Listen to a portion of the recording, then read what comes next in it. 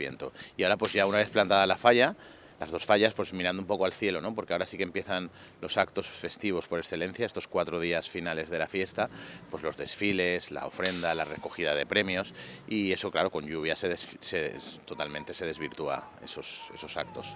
En principio estamos todos mirando al cielo y mirando los móviles, ¿no? Las aplicaciones de móvil donde te dicen el tiempo.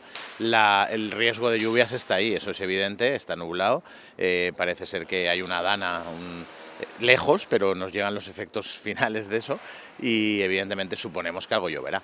Y sí que es verdad que el viento lo que puede hacer, aunque va muy sujeto y los artistas falleros son muy profesionales en ese sentido y cuentan con esos riesgos, pero sí que es verdad que puede ser que alguna falla pueda vencerse por la acción del viento y pueda hacer algún mal mayor.